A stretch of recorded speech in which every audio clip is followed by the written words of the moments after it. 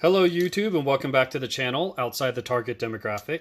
Today I'm going to be discussing my EDC keychain. Let's get started. We're going to start off with the Carabiner itself. This is a clip I got at Home Depot for $6.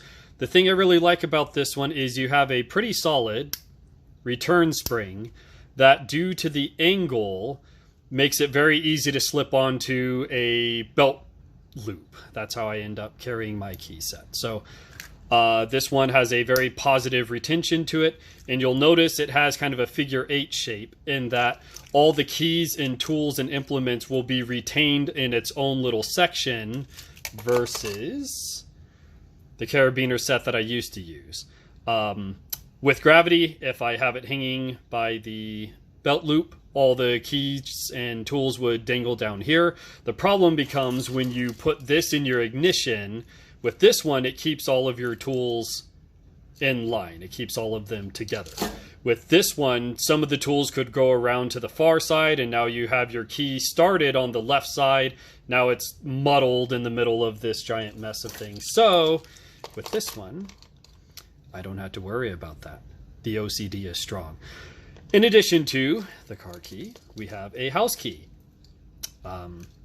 Make several copies of your house key and hide them in several places. Ideally inside your car, or inside your everyday carry kit, or inside your everyday carry backpack. Video to follow. It makes it much easier to get into your house when you have several options of how to get access to your house. Moving on to the tools themselves. Starting today, this evening actually, I just got in from eBay a bunch of these spring-loaded clips. Now this is a step up from what I originally had on this keychain, which was a couple of, I'm not sure what you would call them, but kind of teardrop spring-loaded clips. And the problem I found with these is this is what they should look like, and this is what one of them ended up looking like. So the problem was, if I put this here, and oh my gosh, look, I'm going to be using the hook on the back of a Swiss Army knife. It doesn't take too much effort to get that metal to bend and fail. Now I know that because I had to bend a failed hook back together, and on that failed hook was my mini flashlight, which I almost lost. So we don't trust these anymore, and we moved on to these spring-loaded ones. If I put them side by side, I know I just, let's see, this one was in fairly better shape. Not too much longer, but provides you a couple of things. One, the metal is of thicker gauge. Two, you're not relying on the shape of the device itself to provide the spring tension. You have an internal spring that will snap this thing pretty positively back into place. You have both a tactile and audible cue that the spring is working and therefore your tool is being retained. Additionally, I now have a pivot, which I'll show you, allows the tools to order themselves in whatever way they want to. They will spread themselves out regardless of how I set them down, and makes getting to the one that I need much easier. Additionally, while this one will fail through being torn apart, be it weights getting snagged while walking, being separated by daily use, another way this will fail is like this. So this one relies on its shape, and since it is such a thin gauge, all it takes is this surface to bypass that one, and you now have a open failed retention system. So use your stuff, test your stuff, evaluate your stuff, and preempt failure on your stuff. If you see an issue, while I didn't lose my flashlight, I should have lost my flashlight. So When something fails, consider the likelihood of it failing again, how big of a consequence it'll be if it does fail, and just go ahead and get ahead of it. Go ahead and engage in some corrective action before you end up losing more than you would want to. Next up, we have the tool set. So what I've done is, as disorganized as this may look, I have my keys on the key ring, as you would. I also have my tools on individual clips. This carabiner came with 2 black rings, so I am using 2 black rings. It is a redundancy system. It's very unlikely that one of these is going to accidentally come off, yet it's simple enough for me to get those 2 rings next to each other to get the tool I need. So inherently, they're going to want to separate from each other. Between the spring tension and the double ring system, I should not be losing any of these tools. Moving on to the tools, we have a SanDisk card reader, and this is going to be carrying a 128 gigabyte micro SD card. Now, the benefit here is it's about half the length of a typical USB thumb drive, with arguably higher capacity than most of them out there. But this will allow me the option of having not only a USB thumb drive for transferring files, but the ability to give my phone a higher capacity should its memory card ever fill up, or my car's dash camera, or my digital SLR. I have a SD card adapter that will take these micro SD cards. So I have a couple of redundancies built in to something that takes up very little space and weight. Now, the other benefit to these clips is the other clips, and I will roll them back in, are of an open design, very much like the original carabiner, in that anything could reorientate itself at any time and anything could accidentally fall off at any time. With this clip set, that is not going to be coming off. The final thing I have on my USB thumb drive is the one file that I have saved on there and I have locked is a Word document that says, if found, please return to, and then my name and phone number. Anytime I use it for inside the camera or inside the dash camera or what have you, should anyone find it, should anyone find the camera, should anyone find the card, there is a means of contact that cannot be erased unless they go ahead and reformat the card, in which case you weren't going to get it anyways. But it costs you nothing, and anytime anyone puts that thumb drive into a computer to read it to see what's on there, the first file that I can have on there has my name and my phone number. Hopefully someone will do the right thing. So moving on from there, we have another Victorinox Midnight Manager. Now, I've done a quick review on this before with my wallet video. We're going to assume that I could put a card right in that area. We'll also learn how to put a card right in that area. But we'll go through the tools super quick. So we have a pair of spring-loaded scissors, one of the best in the business. We have a nail file and a flathead screwdriver. We have a pen blade. And you can see I don't try to show new products or new inventions or new buy this items on this channel. I'm showing you stuff I actually use. This blade has some scratches and cuts and imperfect sharpening because I actually use it.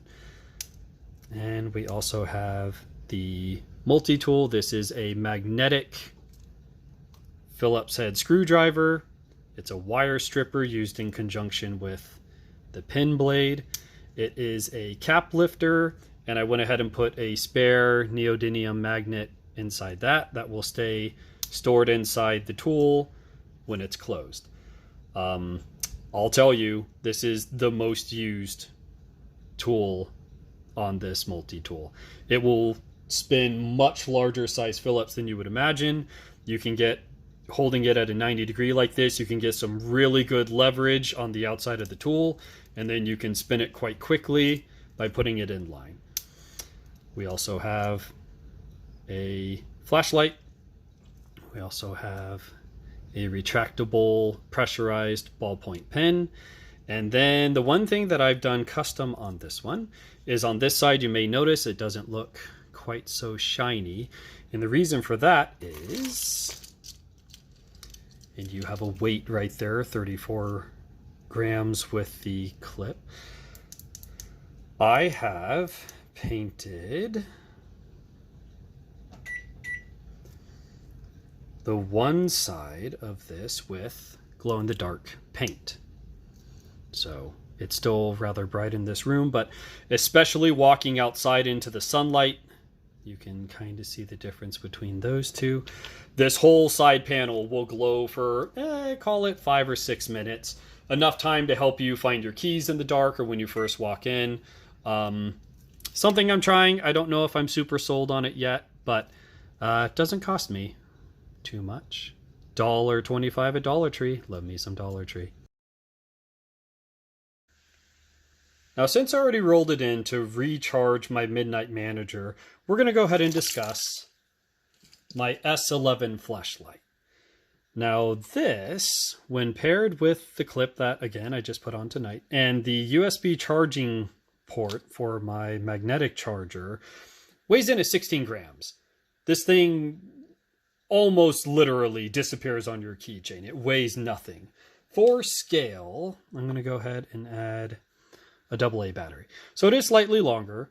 It is about the same diameter.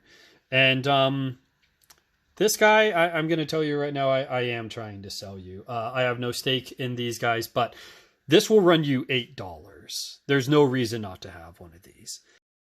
So there's a couple of reasons why this flashlight is on my keychain and my wife's keychain and has been given as gifts. For starters, it's waterproof. It charges from a USB-C charging port. This has my magnetic charging cable that will be covered in another video. It's been in a couple other ones. We have 2 neodymium magnets embedded in it, which allows you to use it hands-free.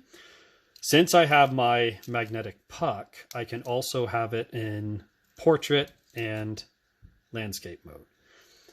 Now, the reason that becomes relevant is when we go through the settings. So by pushing and holding the big black button here, you get 350 to 400 lumens of output right off the rip.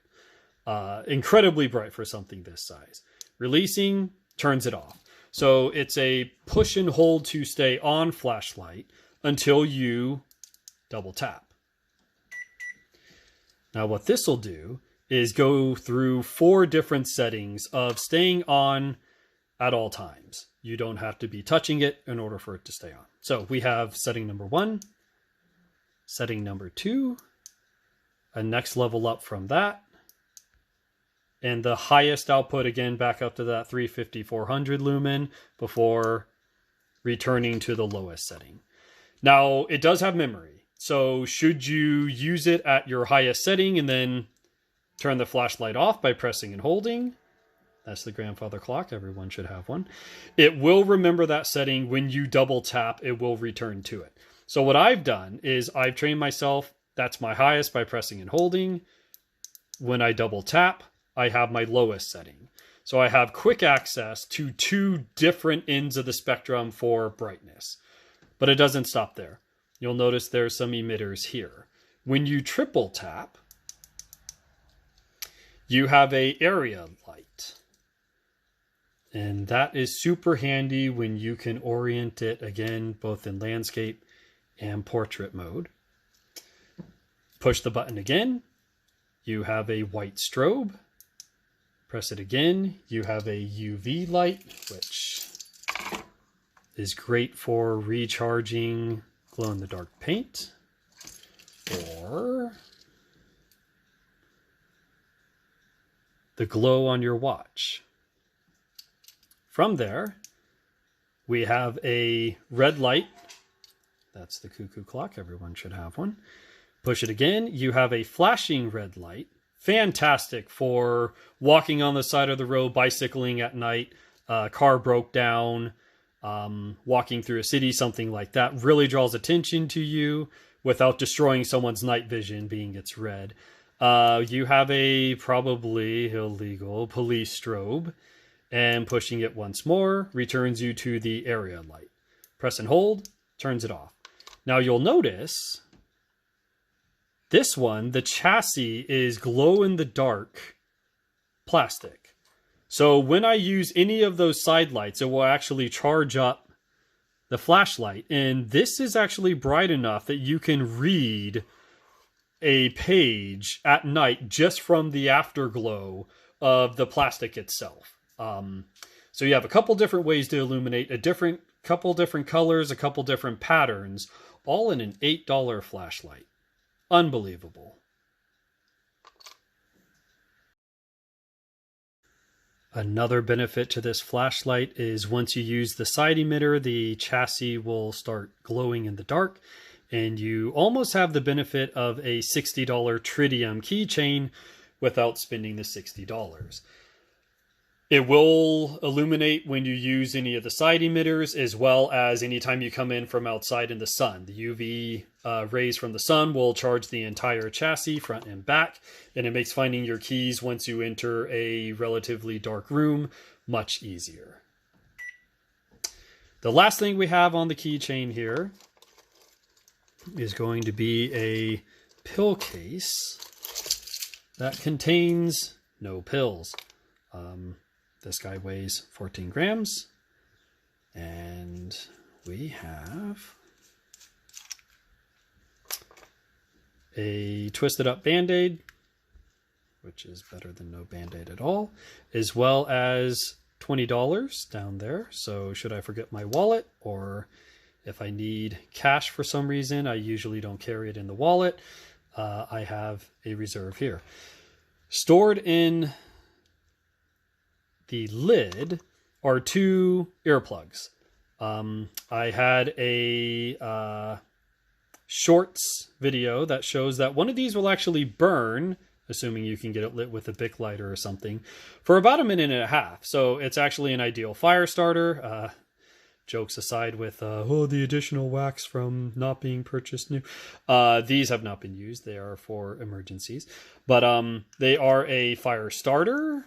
They are used in a warehouse setting for firearms, for driving, operating chainsaws, all sorts of power tools. You will always have a pair of hearing protection on you, as well as the ability to pay for things and the ability to make things that are bleeding not bleed.